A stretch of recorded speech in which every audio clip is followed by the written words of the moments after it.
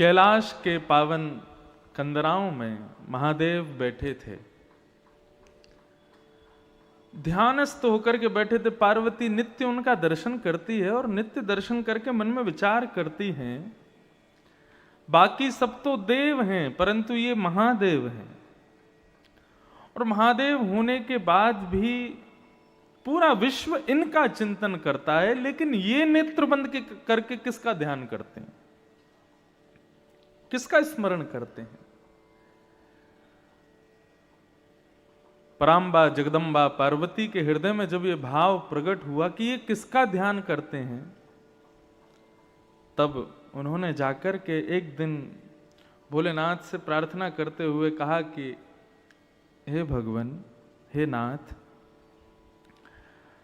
आप महादेव हैं, जगदाधीश हैं, विश्वेश्वर हैं, सब आपको प्रणाम करते हैं, आपका ध्यान करते हैं, आपको नमन करते हैं, वंदन करते हैं, परंतु आप यहां कैलाश की कंदराओं में बैठ करके नेत्र बंद करके आप किसका ध्यान करते हो, आप किसका स्मरण करते हो?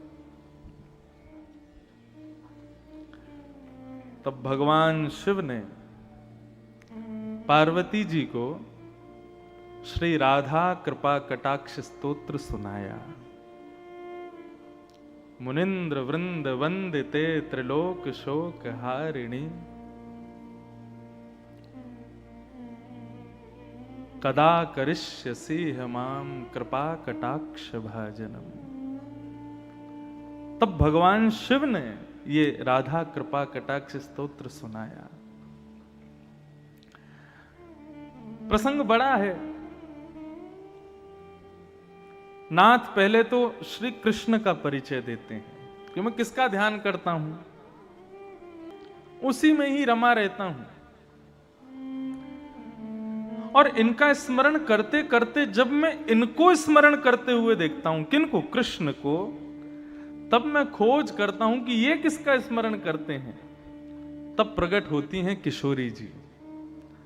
और जब भगवान शिव को पता चला कि ये कृष्ण भी इनको ध्याते हैं, इनका ध्यान करते हैं, तब राधा कृपा कटाक्ष स्तोत्र की रचना भगवान शिव ने की।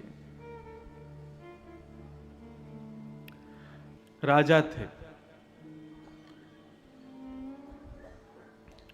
वो राजा नित्य भगवान शिव पर बिल्व पत्र चढ़ाते थे, शिव के बड़े अनन्य भक्त थे। परंतु जिस नगरी के वो राजा थे, उस नगरी में एक शिव का और भक्त रहता था, वो भी परम भक्त था। बहुत ध्यान से सावधानी से सुनिएगा। परम भक्त थे शिव के, उनका मन होता था कि मैं भी शिव के नित्य अर्चना करूं, नित्य उन पर बिल्व पत्र चढ़ाऊं। एक बार उन्होंने विचार किया कि बेलपत्र का सबसे सुंदर वन कहां है, तो किसी ने उनको बताया कि भैया बिल्वपत्र का सबसे सुंदर वन जो है वो राजा के बगीचे में है। वो राजा नित्य बेलपत्र चढ़ाते हैं, उनके बगीचे के बिल्वपत्र सबसे सुंदर हैं। बोले राजा के यहां से बिल्वपत्र कैसे लिया जाए, क्योंकि वैष्णवों की और शैवों की एक आदत होती है, वो कोई भी सुंदर वस्तु का दर्शन करते हैं तो उस सुंदर वस्तु को अपने प्रयोग में ना लेकर के वो अपने इष्ट को प्रदान करने का भाव ज्यादा रखते हैं। जैसे हमारे वृंदावन में कई ऐसे भक्त हुए, वो कुछ भी सुंदर वस्तु को देखते हैं तो वस्तु देख करके उनके मन में भाव आता है कि हमारे ठाकुर जी को पहुंचनी चाहिए। ऐसे कई शैव भक्त हुए, उनके मन में यह भाव होता है कि कुछ भी वस्तु हो वो अच्छी से अच्छी हमारे ठाकुर जी को मिले। आजकल के भक्त कैसे होते हैं, हम अच्छा रहें, हम अच्छा खाएं, हम अच्छा पहने, और ठाकुर जी कैसे भी रहो। मंदिर में जहां ठाकुर जी विराजते हैं वहां पर कई लोगों के यहां तो पंखे भी नहीं होते। क्यों? विचार ही नहीं उठता मन में। लेकिन कई घरों में मैं जाता हूं, वो अपने सुख सुविधा का इतना विचार नहीं करते, वो सोचते हैं हमारे जो सेवाए ठाकुर जी हैं ना वो सुख से विराजे। ये वैष्णव का स्वभाव है। तो उस व्यक्ति के मन में आता था कि राजा के बगीचे के बिलपत्र चढ़ाया करूं मैं शिव को, तो मेरी सेवा, उससे मैं संतोष मुझे मिलेगा। लेकिन कैसे करूं, इतने सैनिक रहते हैं, इतने सब कुछ रहते हैं। तो उसने मन में विचार किया कि मैं शिव महिम्न स्तोत्र का पाठ करूंगा और इसका पाठ करके अपनी दैवी शक्ति को प्रकट करूंगा। और परिणाम यह हुआ कि शिव महिम्न स्तोत्र का इतना पाठ किया गंगा जल में खड़े होकर के कि उसको अदृश्य होने की शक्ति प्राप्त हो गई। वो जब चाहता तब अदृश्य हो जाता। और उसने उस अदृश्य होने की शक्ति का प्रयोग कहां किया? राजा के बगीचे में जाते और बगीचे में जाके बेलपत्र तोड़ते। जैसे ही सैनिक उसको देखते, सैनिक उसको पकड़ने के लिए आते, तुरंत अदृश्य हो जाता और बेलपत्र लेकर के चला जाता, जाकर के भगवान शिव पर चढ़ा देता है।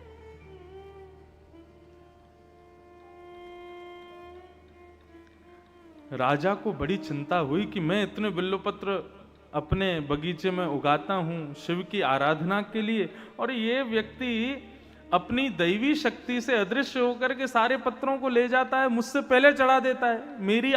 मेरा बगीचा, मेरी मेहनत और बिल्वपत्र चढ़ाता कोई और है।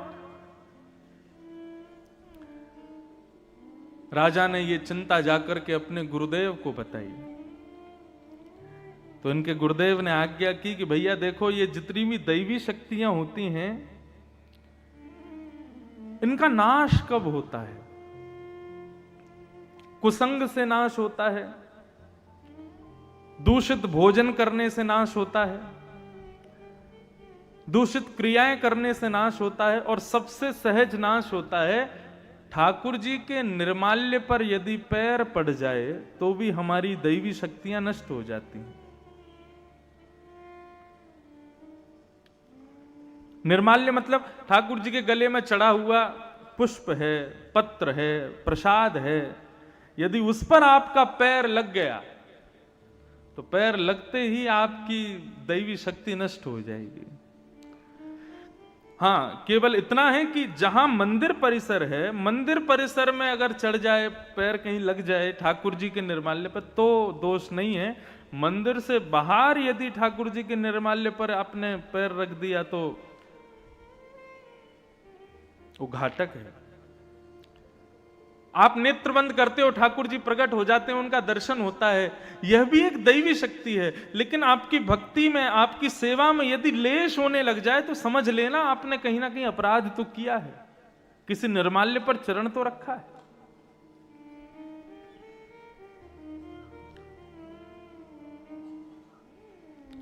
राजा ने जब ये बात सुनी कि निर्माल्य पर पैर रखने से दैवी शक्ति नष्ट होती है, तो शंकर जी के ऊपर चढ़े हुए बिल्व पत्रों को लेकर के राजा गए और जाकर के अपने पूरे बगीचे में फैला दिया। अर्धरात्रि का समय होगा, जब वो भक्त आएगा, वो चोर आएगा, उसको पता नहीं होगा, वो निर्माल्य पर पैर रख देगा तो उसकी शक्ति नष्ट हो जाएगी। अर्धरात्रि का समय, नित्य की सेवा के लिए, बिल्व पत्र तोड़ने के लिए जैसे ही बगीचे में उसने प्रवेश किया, उसको पता नहीं था, शिव पर चढ़े हुए निर्माल्य पर जैसे ही चरण रखा, उसकी अदृश्य होने की शक्ति नष्ट हो गई। उसको पता नहीं था अभी तक, वो तो दिखाते हुए जाता था, जब सैनिक पकड़ने आते थे तब अदृश्य होता था। आज बिल्वपत्र तोड़ने लगा, सैनिक जैसे ही तलवार लेकर के उसको पकड़ने के लिए जाने लगे, उसने जैसे अदृश्य होना चाहा, लेकिन आज वो अदृश्य नहीं हो पाया और सैनिकों ने उसको पकड़ लिया। बोले आज आ गया पकड़ में। अब तो वो घबराने लगा, चिंता करने लगा, क्या करूं, कहां जाऊं, कैसे बचूं। सैनिकों ने राजा को बता दिया, बोले कि आज हमने उसको बंदी बना लिया है, पकड़ लिया है। राजा उसको मारने के लिए जैसे ही समीप आने लगे, उस भक्त ने नेत्र बंद करके महादेव का स्मरण किया और स्मरण करते हुए कहने लगा, हे महादेव, मानता हूं कि मैंने चोरी की है, लेकिन किसकी की? पत्र की है। किस लिए की? आपकी आराधना के लिए की है। यदि इससे किसी की संपत्ति नष्ट हुई हो, इससे किसी की आराधना नष्ट हुई हो, तो मैं क्षमा मांगता हूं। लेकिन नाथ, मैंने तो केवल आपकी सेवा के लिए इस कार्य को किया था, आप मुझ पर कृपा करो। और नेत्र बंद करके महादेव का स्मरण करते हुए वहीं खड़े खड़े शिव महिम्न स्तोत्र का गान करना प्रारंभ किया। गान करते करते करते करते करते जैसे ही महिम्न स्तोत्र विराम हुआ, राजा ने जाकर के अपनी तलवार से उस पर प्रहार करना चाहा। स्तुति का विराम होते ही उसकी जो अदृश्य होने की शक्ति थी वो पुनः प्रकट हो गई और वो वहां से अदृश्य होकर के महादेव के पास चला गया। कहने का अभिप्राय क्या है? ये इतनी बड़ी कथा मैंने क्यों सुनाई? शिव महिम्न स्तोत्र में इतनी शक्ति है। यदि आप नित्य श्रावण मास में गंगा में कंठ भर जले में खड़े होकर के नित्य 108 शिव महिम्न स्तोत्र का गान करो, पाठ करो, मन चाही सिद्धि प्राप्त कर सकते हो। यहां तक कि अदृश्य होने तक की सिद्धियां प्राप्त हो जाती हैं शिव महिम्न स्तोत्र से। ऐसे स्तुतियों के राजा हैं शिव महिम्न स्तोत्र, लेकिन वो शिव भी किसकी आराधना करते हैं? हमारे श्री कृष्ण की, हमारी श्री किशोरी जी की आराधना करते हैं, हमारी श्री लाडली जी का नाम गाते हैं।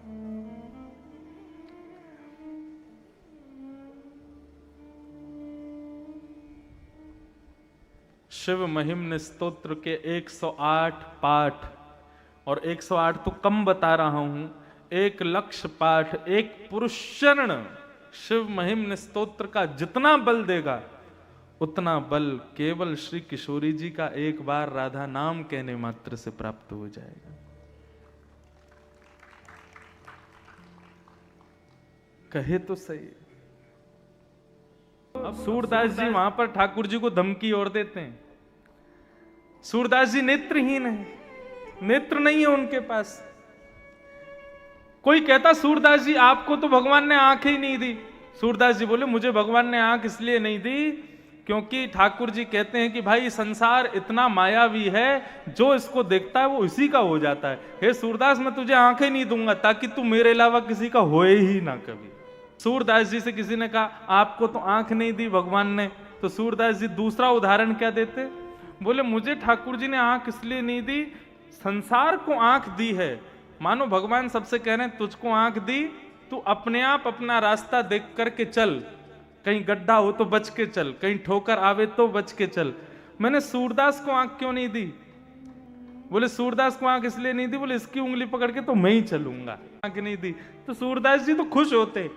मुझे आंख इसलिए नहीं दी क्योंकि तुम सब तो अपनी आंखों के वजह से चलते हो, मैं तो ठाकुर जी की उंगली पकड़ के चलता हूं, वो जहां ले जाते हैं वहां चला जाता हूं। लेकिन आज सूरदास जी बड़े उदास, और आज ठाकुर जी से विनती कर रहे हैं, हे नाथ, मैंने जीवन भर आपको हृदय में ही देखा है, नेत्रों से कभी नहीं निहारा क्योंकि मुझे दिखता नहीं, लेकिन मैं इस भाव में था। आपने मुझे नेत्र इसलिए नहीं दिए क्योंकि एक दिन आप प्रकट होकर के मुझे दर्शन दोगे, लेकिन कब होगे प्रकट? हे नाथ, प्रकट हो जाइए ना। और फिर सूरदास जी धमकी देते हैं ठाकुर जी को। सूरदास जी भगवान से कह रहे हैं कि हे नाथ, या तो मुझे दर्शन दो, नहीं तो लेहो करवट काशी। लेहो करवट काशी का मतलब, अब काशी करवट स्थान भी है, लेकिन आपको बताएं काशी एक चीज के लिए और प्रसिद्ध है। क्या? व्यक्ति अपने अंतिम काल में यहां आकर के रहने लग जाते हैं और विचार करते हैं, इंतजार करते हैं अपनी मृत्यु का, क्योंकि ऐसा मान्यता है कि यहां पर मृत्यु प्राप्त होना मतलब सीधा मोक्ष धाम। काशी की आकृति कैसी, हमारे पंडित जी हमको बता रहे थे, कितना सुंदर भाव। काशी की आकृति कैसी है? धनुष आकार में, और इस धनुष का तो नित्य दर्शन मुझको हो रहा है। मैं जहां से आता हूं, यदि गाड़ी से आऊंगा तो 2 घंटे में पहुंचूंगा यहां। मैं आता हूं नाव से, तो पूरी काशी ऐसे धनुष आकार में, धनुष आकार में काशी है। और उसकी प्रत्यंचा कौन है? ये गंगा जी उसकी प्रत्यंचा है। तो धनुष आकार की काशी, प्रत्यंचा गंगा, और धनुष आकार की इस काशी के बिल्कुल मध्य में कौन बैठे हैं? महादेव। मणिकर्णिका के घाट पर श्री काशी विश्वनाथ बैठे हैं। तो मध्य में ही तीर लगाया जाता है। तो मध्य में चालक बैठा है। तीर क्या है? बोले राम नाम ही तीर है। वहीं मणिकर्णिका के घाट पर आने वाले शवों के कान में राम नाम दान कर देते हैं। मतलब इस काशी रूपी धनुष बाण पर गंगा रूपी प्रत्यंचा से विश्वनाथ यहां मृत्यु प्राप्त करने वाले जीवों के कान में राम तारक मंत्र धारण करके उस प्रत्यंचा को छोड़ देते हैं और सीधा मोक्ष को पहुंचता है। ऐसा भाव है यहां का। तो पहला भाव कि सूरदास जी कह रहे हैं लेहो करवट काशी, मतलब सूरदास जी कह रहे हैं मैं अन्योन्याश्रय कर लूंगा। अन्योन्याश्रय क्या है? एक पति को छोड़ दूसरे पति से प्रेम विवाह करना, ये अन्योन्याश्रय है। तो सूरदास जी मानो भगवान को धमकी दे रहे हैं, बोले यदि आपने मुझको दर्शन नहीं दिया तो मैं आपको छोड़ दूंगा और मैं काशी के जो विश्वनाथ है ना उनकी शरण में चला जाऊंगा। तो लेहो करवट काशी, एक भाव तो ये। दूसरा भाव लेहो करवट काशी का मतलब आपने यदि अब मुझे दर्शन नहीं दिया तो फिर मैं अपने प्राणों का परित्याग कर दूंगा। हम काशी जा रहे हैं। पहले के जमाने में इतना कहना मतलब घर के लोग पांव पकड़ ले, अरे भैया ऐसा मत कहो। क्यों? काशी जाने का मतलब क्या? बोले कि अब सुधार जाएंगे हम। लेहो करवट काशी, सूरदास जी कह रहे हैं भगवान से। और मैंने ऐसा भी सुना कि एक यहां कुआं है। अब मुझे सत्य तो मेरे को नहीं पता, आप लोग ज्यादा जानते होंगे। उस कुएं में लोग कूद करके अपने प्राणों का परित्याग कर देते थे। वहां नीचे विश्वनाथ भगवान बैठे हैं। तो करवट काशी का मतलब वह भी है कि वहां जाकर के अपने प्राणों का परित्याग कर दूंगा, आदि आदि भाव। लेकिन भाव एक ही है, यदि आपने मुझे दर्शन नहीं दिए तो मैं काशी का आश्रय ले लूंगा। और जैसे ही सूरदास जी ने यह बात कही है, लेहो करवट काशी, इतने में ही ललित त्रिभंगी वंशी धारी मोर मुकुट धारण किए घुंघराले केश अलकावलियों से सुसज्जित पीतांबरी पहने हुए श्री श्याम सुंदर प्रकट हो गए।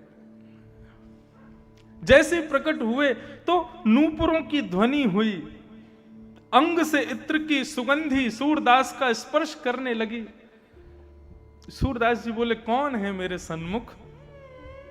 जैसे ही शब्द सुना सूरदास, सूरदास जी के नेत्र सजल हो गए। बोले नाथ आ गए आप?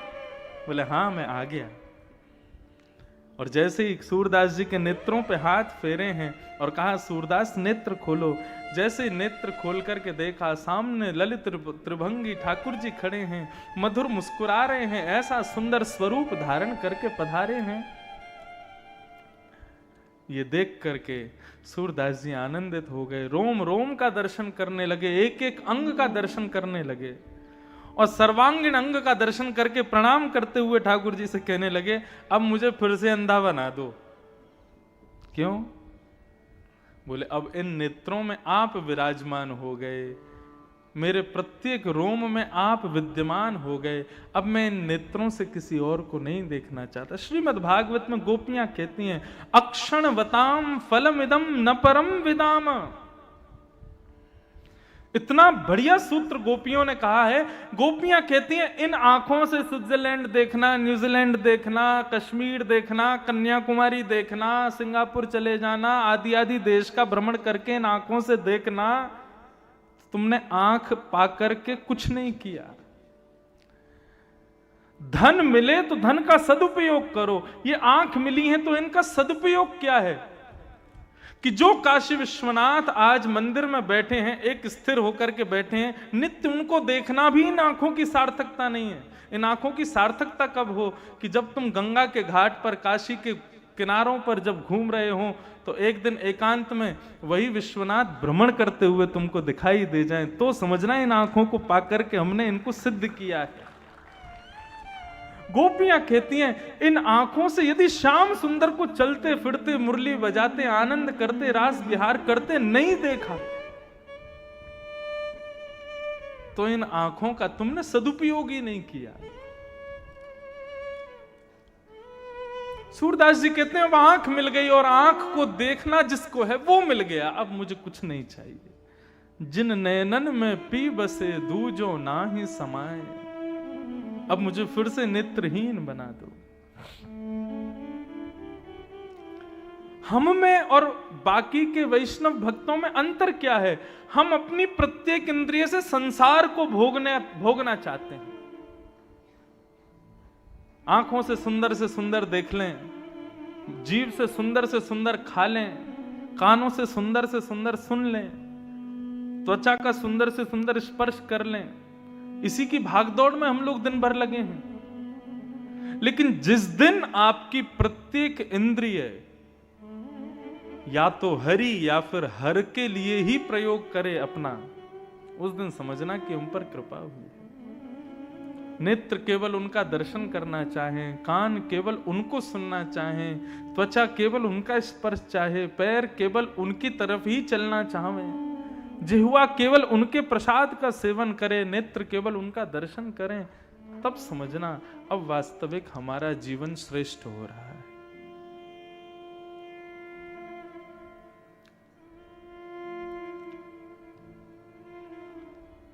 तो ऐसे शिव जो नित्य श्री किशोरी जी का स्मरण करते हैं। हरिराम व्यास जी इतने विद्वान थे कि वे जहां जाते थे वहां के विद्वानों को चुनौती देते थे कि मुझसे शास्त्रार्थ करो, और जिसको बुलाते उसी को हरा देते। बहुत ध्यान से सब लोग इधर देखो, सावधानी से सुनो। काशी में रहने वालों, आपका रहना यहां सार्थक तब होगा जब आपको वृंदावन जाने की इच्छा प्रकट हो जाए। कैसे? सुनो। तो श्री हरिराम व्यास जी ने मन बनाया कि अब मैंने पूरे विश्व भर के विद्वानों को हरा दिया, लेकिन अब बारी है काशी की। काशी विद्वानों की भूमि है, विद्वानों में सर्वश्रेष्ठ है। यहां के विद्वानों को यदि हराया तो लोग मानेंगे कि हां मैं विद्वान हूं। हरिराम व्यास जी अपने सब चेले चपाड़ों के साथ में काशी आ गए, और काशी में आकर के महाराज उन्होंने ऐलान कर दिया कि यहां के जितने विद्वान हैं सबको चुनौती देता हूं।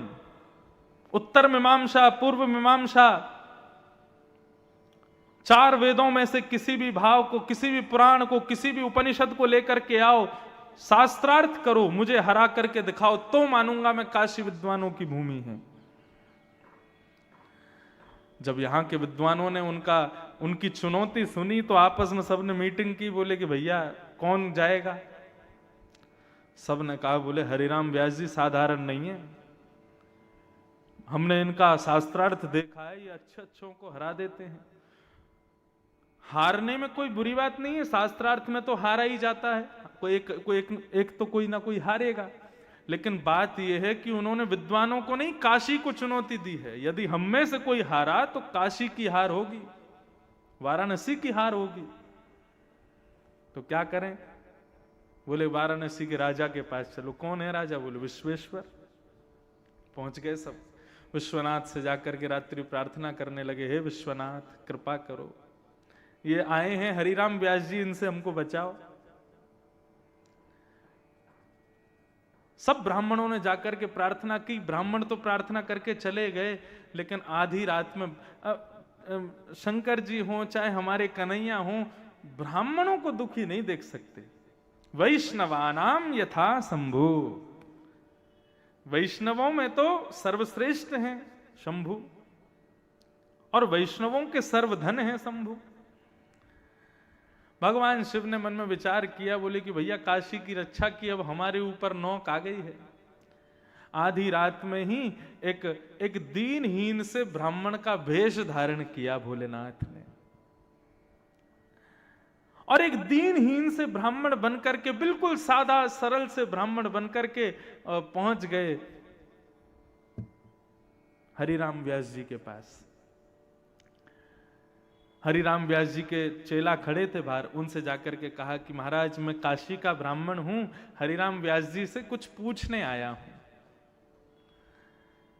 बालकों ने जाकर के बताया, बोले महाराज काशी का कोई विद्वान आया है, देखने में तो दीनहीन सा है लेकिन ब्राह्मण है, विद्वान ही होगा। हरिराम व्यास जी तुरंत उठ करके बैठ के बोले, बुलाओ, शास्त्रार्थ की सब तैयारियां करो। भगवान शिव भीतर गए और जाकर के हरिराम व्यास जी को प्रणाम करके बैठ गए। तो हरिराम व्यास जी ने कहा, शास्त्रार्थ करने आए हो? शंकर जी बोले, नहीं नहीं, मैं तो शास्त्र ही नहीं जानता, तो अर्थ क्या करूंगा, मुझे तो कुछ भी नहीं पता। मैंने सुना है आप बहुत विद्वान हैं, तो एक प्रश्न था मन में, उसका उत्तर जानने आया हूं। हरिराम व्यास जी बोले, ये कोई समय उत्तर पूछने का? सुबह आना चाहिए था, इस समय तो हम शास्त्रार्थ के लिए बैठे हैं। बोले अच्छा, तो आप मेरे प्रश्न का उत्तर दे दीजिए, उसके बाद हम शास्त्रार्थ कर लेंगे। बोले पूछो, क्या है तुम्हारा प्रश्न? भगवान शिव बोले, महाराज मैं ये जानना चाहता हूं कि विवेक किसे कहते हैं? हरिराम व्यास जी बोले, विवेक जानने आए हो? बोले हाँ, मैं ये जानने आया हूं विवेक कहते किसको हैं। कथाओं में सुना है, बिनु सत्संग विवेक न होई, राम कृपा बिन सुलभ न सोई। राम जी कृपा करके विवेक देते हैं, तो ये विवेक क्या है, मुझे विवेक के बारे में बताइए। हरिराम व्यास जी बोले, विवेक का मतलब होता है सद असद का ज्ञान होना, सही गलत की पहचान होना।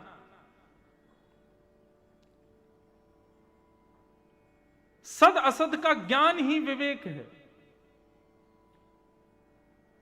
महादेव मुस्कुराने लगे, बोले मिल गया उत्तर? बोले उत्तर तो मिल गया, लेकिन प्रभु मैं ये कहना चाहता हूं सही गलत का ज्ञान होना विवेक है, तो मैं आपसे दूसरा प्रश्न ये करना चाहता हूं, क्या आप विवेकी हो? क्या आपके पास विवेक है? हरिराम व्यास जी बोले, कैसी बात करते हो? बोले नहीं, मैं बस ये पूछना चाहता हूं, आप विद्वान क्यों हुए? आपने इतनी पढ़ाई की, इतना अध्ययन किए, इतने विद्वान बने, किस लिए? केवल ब्राह्मणों को हराने के लिए? विद्वान इसलिए बना जाता है? क्या यही विवेक है आपका? कोई व्यक्ति अध्ययन करता है तो अध्ययन करके उसका कोई ना कोई विचार होता है कि मैं इस ग्रंथ को क्यों पढ़ रहा हूं, इसके पढ़ने के बाद मैं ऐसा करूंगा, मैं ये करूंगा, ये मेरा सत्संकल्प है। लेकिन आपका संकल्प तो हमको इतना मालूम पड़ता है कि आप विद्वान केवल और केवल इन बेचारे सीधे भोले भाले ब्राह्मणों को हराने के लिए बने हो। इतनी विद्या आपने अपने भीतर समा रखी है केवल ब्राह्मणों को हराने के लिए। क्या यही विवेक है आपका? कितने ब्राह्मणों को निराश कर देते हैं आप, कितने ब्राह्मणों को हरा करके हताश कर देते हैं और फिर खुद को विद्वान कहते हैं। क्या यही विवेक है आपका? हरिराम व्यास जी तो मौन चुप बैठे हैं। चेलाओं से कहा बाहर जाओ, गेट बंद करो। बाहर चले गए, गेट बंद कर दिया। हरिराम व्यास जी अपने आसन से उतरे और पैर पकड़ के बोले, तुम ब्राह्मण नहीं हो, कौन हो, जल्दी बताओ। आप साधारण नहीं हैं, आप कौन हैं? रूप बदल करके आए हैं। इतना विद्वान तो मैं हूं कि मुझे पहचान है कि सामने बैठा व्यक्ति कौन है। आपके शब्द, आपके नेत्र मुझे अपनी ओर आकर्षित कर रहे हैं। आप साधारण नहीं हैं, कौन हैं? प्रकट हो जाइए। इतने में ही ध्याये नित्यम महेशम रजत गिरिनिभं चारु चंद्रावतंसम रत्नाकल्पोज्ज्वलांगं पयशमृगवराभीति हस्तं प्रसन्नं पद्मासीनं समन्तास्तुतममरगणैर्व्याधिकृत्यं वसानं विश्वाद्यं विश्ववन्दनं अखिलभयहरं पंचवक्त्रं त्रिनेत्रं। देवादिदेव महादेव श्री विश्वनाथ भगवान प्रकट हो गए। जैसे ही दर्शन किया है, हरिराम व्यास जी रुदन करने लगे, पूरा शरीर कंपायमान हो गया, चरणों में गिर गए, क्षमा मांगने लगे। बोले नाथ मुझे क्षमा कर दो। भोलेनाथ ने अपने हृदय से लगाया, बोले हरिराम व्यास तुम साधारण नहीं हो, तुम तुम बहुत विद्वान हो, लेकिन तुमको विद्वत्ता इसलिए प्राप्त नहीं हुई कि तुम ब्राह्मणों को हराओ। अरे तुम तो हमारे कुंज बिहारी के, हमारी श्री किशोरी जी के नित्य सखी हो, नित्य सहचरी हो, तुम विशाखा का अवतार हो। तुम्हारे लिए ये काम नहीं है कि तुम जा जा करके और विद्वानों को हराओ। ये काशी तुम्हारे लिए नहीं है। हरिराम व्यास जी बोले तो मैं क्या करूं, आज्ञा करो। बोले अभी इसी वक्त वृंदावन चले जाओ और श्रीधाम वृंदावन में जाकर के सदा सर्वदा के लिए किशोरी जी के चरणाश्रित हो जाओ। ये काशी तुम्हारे लिए नहीं है। और उसी समय हरिराम व्यास जी अपनी सारी पोथियों को गंगा जी में प्रवाहित करके, बैलगाड़ी भर के पोथियां लेके चलते थे वो, सबको गंगा जी में प्रवाहित किया और गंगा जी को प्रणाम किया, विश्वनाथ को प्रणाम किया और काशी से सीधे वृंदावन चले गए। और वृंदावन में जाकर के वृंदावन के कुंज हमारे मात पिता गुरु बंधु, वृंदावन के लता वृक्ष बल्लरियों को ही अपना भाई बंधु परिवार सखा ये सब के रूप में स्वीकार कर लिया। ठाकुर जी के एक भक्त हुए, उनका नाम था श्री कुंभन दास। क्या नाम था? कुंभन दास। कुंभन दास जी जब गाते थे ना, तो जिस राग को वो गाते थे वो राग सामने खड़ा हो जाता था हाथ जोड़ करके और नेत्रों से आंसू बहाता रहता था। वो कृतकृत्य मानता था स्वयं को जब कुंभन दास जी उसको गाते थे। और क्या कहें महाराज, कुंभन दास जी जब गोवर्धन पर्वत पर जाते थे तो कई राग रागनियां साधारण सा रूप धारण करके आते और आकर के उनसे प्रार्थना करते, कभी हमको भी सेवा में लीजिए, कभी हमको भी गा दिया कीजिए। ऐसे कुंभन दास जी एक बार राग भैरव गा रहे थे और भैरव गाते गाते गाते जैसे गा रहे थे, इतने में ही बादशाह ने, अकबर ने वाहवाही कर दी, वाह वाह वाह। कुंभन दास जी ने देखा ये वाहवाही कौन कर रहा है। किसी ने कहा, बोले बादशाह वाहवाही कर रहे हैं। कुंभन दास जी का वैराग्य कैसा। कुंभन दास जी के घर की स्थिति ऐसी थी कि उनके यहां पर एक समय भोजन बन जाता तो शाम के लिए भोजन नहीं होता था। राजा की वाहवाही पर चाहते तो कुंभन दास जी राजा से अपने घर की पूरी स्थिति सही करवा सकते थे, लेकिन कुंभन दास जी का वैराग्य कैसा। उसी दिन अपनी राग मालाओं में से राग भैरव को निकाल दिया। आज के बाद नहीं गाऊंगा। किसी ने पूछा क्यों नहीं गाओगे? बोले जो राग हम इनको रिझाने के लिए गाते हैं, उस राग पर एक छोटे से बादशाह ने वाहवाही कर दी, राग झूठा हो गया। अब ये ठाकुर जी को नहीं दूंगा मैं। गोपाल जी प्रकट हो गए, प्रकट होकर के कहने लगे, बोले कुंभना, ये राजा को मैं नहीं पढ़ा लिखा के तेरे पास भेजो ताकि तेरे घर की स्थिति सुधर जाए, तेरे घर को सब माहौल सुधर जाए। तूने राजा को ऐसे दुत्कार दियो, ऐसे भगा दियो, वहां के सामने राग ही फाड़ दियो। कुंभन दास जी क्या कहते हैं? बोले यदि राजा जो सामग्री लाया था वो उससे ले लेता तो अभी मुझे समझाने के लिए आप मेरे पास नहीं आते। आप मेरे पास क्यों आ गए? क्यों मैंने राजा की दी हुई वस्तु को भी ठुकरा दिया। ये है वैराग्य।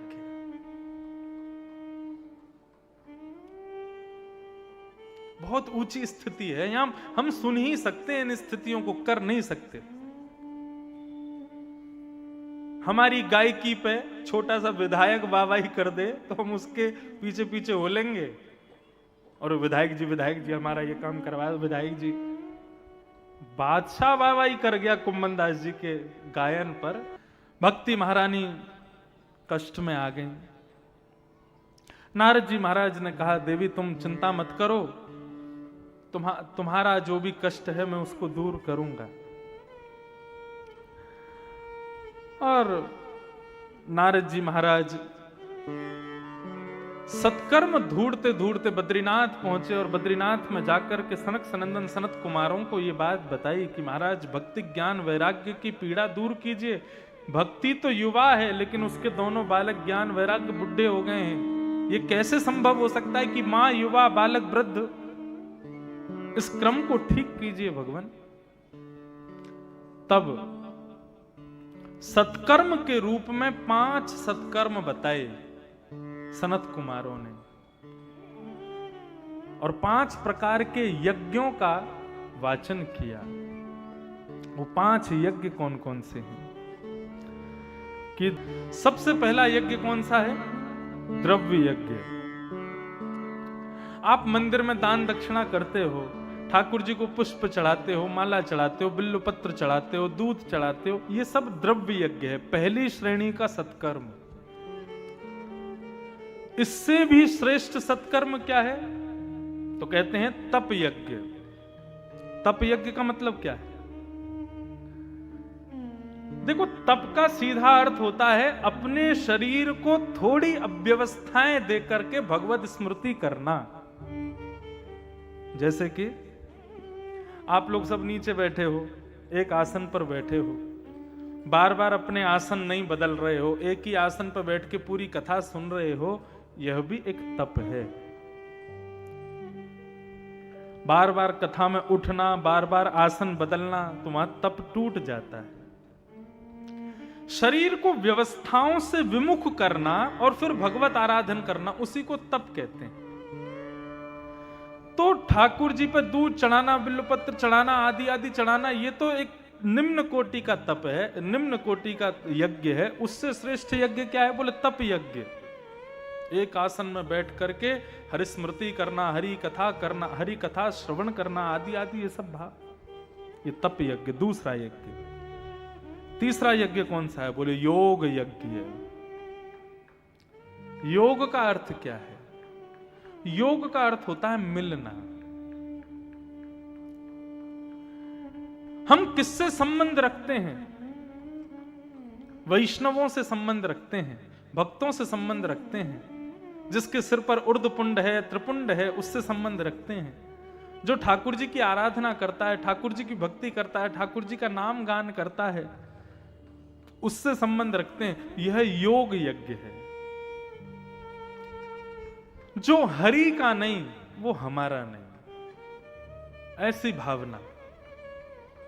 अच्छा, इस भावना को भी बहुत ध्यान से सुनिए। आप घर में रहते हैं, घर के कई सदस्य हरि के नहीं हैं, तो वो आपके भी नहीं हैं। वैसे तो आज्ञा शास्त्र की यही है, गुरु को छोड़ो, पत्नी को छोड़ो, पति को छोड़ो, माता पिता को छोड़ो, यदि वो भगवत मिलन में बाधा बनते हो तो। लेकिन यहां पर एक चीज होती है, क्या? व्यवहारिक धर्म नष्ट हो जाता है, और व्यवहारिक धर्म नष्ट करना भी एक प्रकार से पाप है। तो फिर क्या किया जाए? बहुत सरल है, लेकिन करना थोड़ा कठिन है। सुनो, अपने शरीर से संबंधों का निर्वहन करो, पर मन से त्याग करो।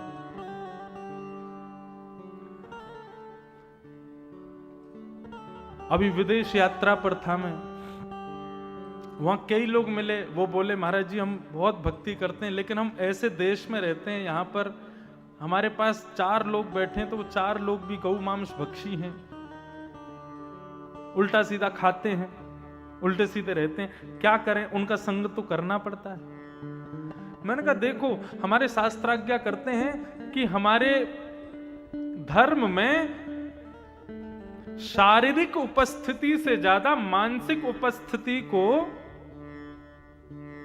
ज्यादा श्रेष्ठ माना जाता है।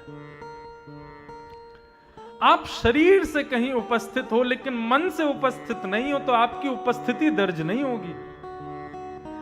लेकिन आप कहीं शरीर से नहीं हो, मन से वहीं का स्मरण कर रहे हो, तो आपकी उपस्थिति नित्य मानी जाएगी।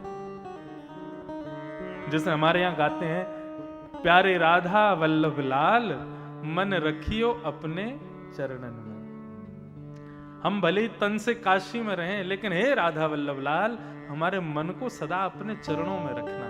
तुम मन से यदि नित्य गंगा के तट पर बैठकर के भी आप वृंदावन का स्मरण करते हो तो आपके बही खाते में, आपके जीवन खाते में आपकी नित्य की उपस्थिति काशी की ना हो के ब्रज की मानी जाएगी। क्यों?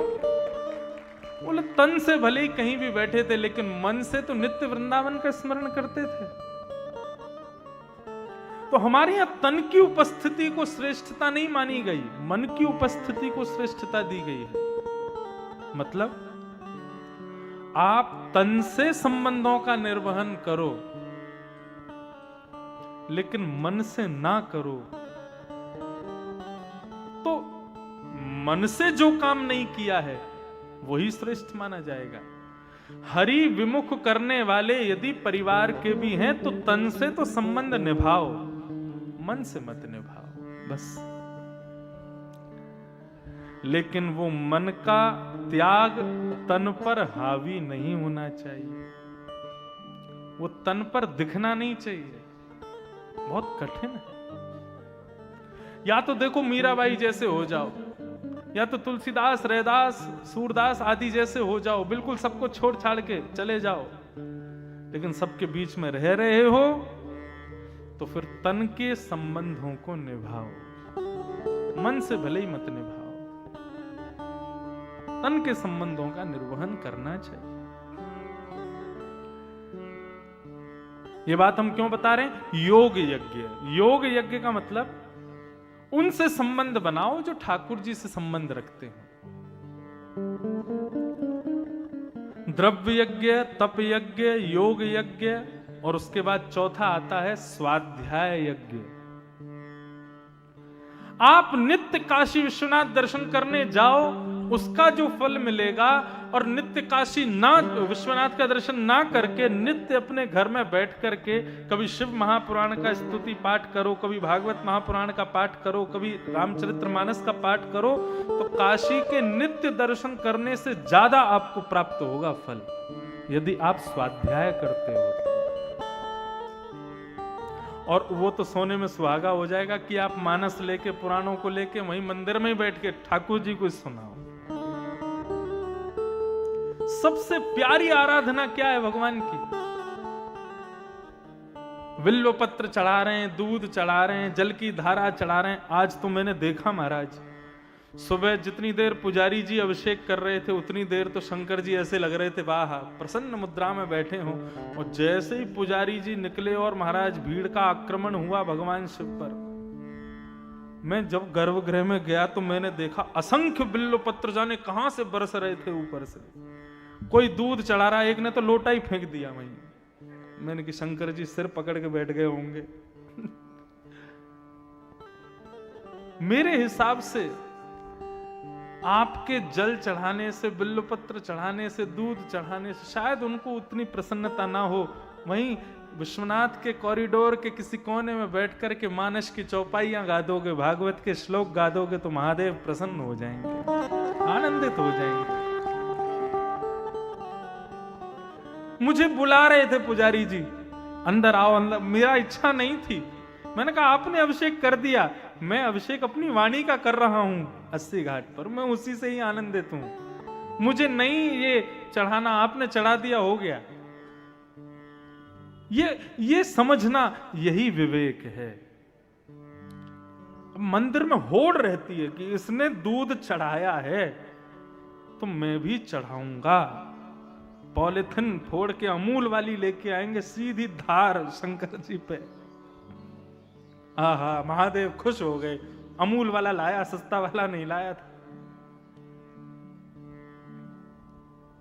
सबसे महंगा दुग्धाभिषेक है मानस के सुंदर चौपाई, भागवत के सुंदर श्लोक, इनसे अभिषेक करो। इनसे बढ़िया पंचामृत नहीं है। मैं तो अपने श्रोताओं से कहता हूं कि केवल सुनने तक सीमित मत रहो, कुछ लेकर के जाओ, याद कर लो इन श्लोकों को, इन पदों को, इन भावों को, इन चौपाइयों को। और क्या करो? बोले कोई दुनिया के लोग नहीं सुनेंगे क्योंकि वो इसके लायक है ही नहीं। इसके सबसे बड़े श्रोता तो महादेव ही हैं, उन्हीं को सुनाओ, प्रसन्न हो जाएंगे। रावण से प्रसन्न होने का एकमात्र कारण यही था महादेव का, क्योंकि वो सुनाता था, वो गाता था, वो जाकर के कहता था, इसलिए प्रसन्न होते थे।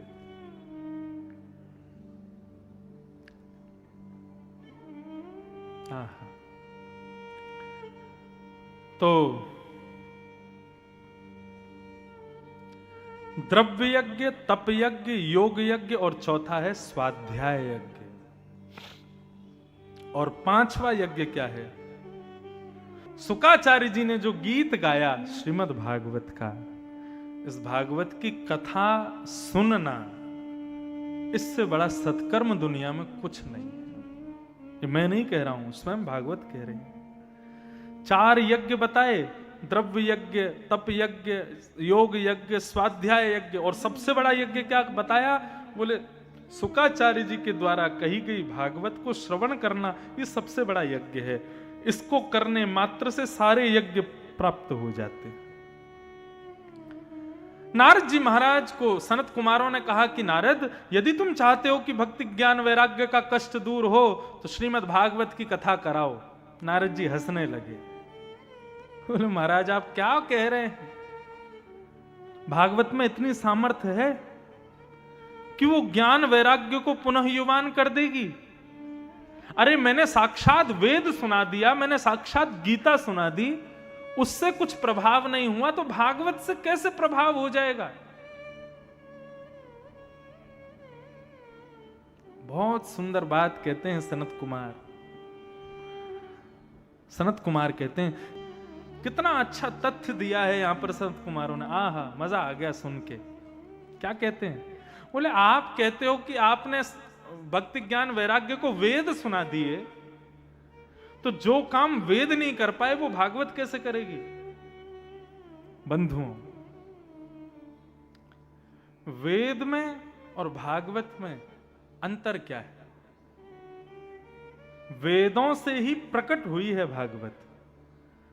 चतुर्वेद, ऋग्वेद, यजुर्वेद, सामवेद, अथर्ववेद, उनका ही अर्थ है श्रीमद् भागवत। तो यहां पर इतनी अच्छी बात कहते हैं, बोले कि देखो भाई, भागवत इसलिए श्रेष्ठ है क्योंकि तुमको यदि दिया जलाना है तो दिया दूध से नहीं जलेगा, जबकि दूध में घी होता है। लेकिन फिर भी आप दूध से दिया नहीं जला सकते। यदि आपको दिया जलाना है तो दूध को बासा करना पड़ेगा, जब वो दही बन जाएगा तो उसको मथना पड़ेगा, जब उसको मथोगे तो नीचे छाछ रह जाएगी, ऊपर मक्खन आएगा, उस मक्खन को घी बनाना पड़ेगा, जब वो घी बन जाएगा तब उसको दिए में डालोगे, अग्नि प्रज्वलित करोगे, दिया जल जाएगा। आपके एक हाथ में एक गिलास दूध दे दिया जाए, दूसरे हाथ में एक गिलास घी दे दिया जाए और कहा जाए एक को छोड़ना पड़ेगा, किसको छोड़ोगे? किसका त्याग करोगे? दूध का कि घी का? दूध का कर दोगे। क्यों? घी उसका तत्व है, घी मूल्यवान है, घी वो प्रदान कर सकता है जो दूध में शक्ति नहीं है। तो श्रीमद् भागवत, वेद क्या है? बोले वेद दूध है और श्रीमद् भागवत उसी दुग्ध से प्रकट हुआ घी है। ये जीवात्मा रूपी दिए जो हैं, ये जीवात्मा रूपी, श्रोता रूपी दिए जितने भी बैठे हैं, इनको दूध से प्रज्वलित करना चाहोगे कभी नहीं हो पाएंगे। इनको प्रज्वलित करना है तो उसके लिए घी ही डालना पड़ेगा, और श्रीमद् भागवत घी है। तभी देव आनंदित होते हैं जब घी का दिया जलता है। श्रीमद् भागवत घी के समान है। भूख लगने पर आम के वृक्ष को खाओगे तो ना तो पेट भरेगा ना स्वाद आएगा, लेकिन उस वृक्ष पर ही प्रकट होने वाले आम को खाओगे तो पेट भी भर जाएगा, स्वाद भी आ जाएगा। वृक्ष वेद हैं और उन वृक्षों का पका हुआ फल श्रीमद् भागवत है। निगम कल्प तरोर गलितम फलम सुखमुखाद अमृत द्रव संयुतम पिबत भागवतम रसमालयम मुहुर्हो रसिका भुवि भावुका। कल्प तरोर गलितम फलम, पका हुआ फल है श्रीमद् भागवत वेद का, इसका सेवन करो। तब नारद जी की दृष्टि खुली। नारद जी ने कहा अब तो भागवत की कथा ही करानी है, कहां कराई जाए? बोले आनंद नाम के वन में कराओ। गंगा द्वार समीपे तू तटमानंद नामकम, हरिद्वार से पहले एक आनंद नाम का वन पड़ेगा जिसको ऋषिकेश कहते हैं, वहीं पर ये भागवत की कथा कराओ। और भागवत की कथा करेगा कौन? बोले व्यास तुम खुद खोज के लाओ। नारद जी बोले अब आपने स्थान बताया, आपने भागवत का मार्ग बताया, कथा भी आप ही सुनाओ। और सनक सनंदन सनातन सनत कुमार व्यास बने। भागवत की कथा आनंद नाम के वन में हुई। नारद जी उसके श्रोता बने और यजमान भक्ति ज्ञान वैराग्य बने। जैसे ही भक्ति ज्ञान वैराग्य वहां पर प्रकट हुए, कैसे प्रकट हुए कि भक्ति सुतौ तौ तरणौ गृहीत्वा प्रेमैकरूपा सहसा विरासे श्री कृष्ण गोविंद हरे मुरारे नाथेति नामानि गुरुपदे। भक्ति ज्ञान वैराग्य तीनों युवा होकर के नृत्य करते हुए श्री कृष्ण गोविंद हरे मुरारे हे नाथ नारायण वासुदेव कीर्तन करते हुए वहां पर प्रकट हो गए। भक्ति ज्ञान वैराग्य तीनों ने नारद जी को और व्यास को प्रणाम किया और नारद जी से कहा हमारे लिए उचित स्थान बताओ, हम कथा पंडाल में कहां बैठे।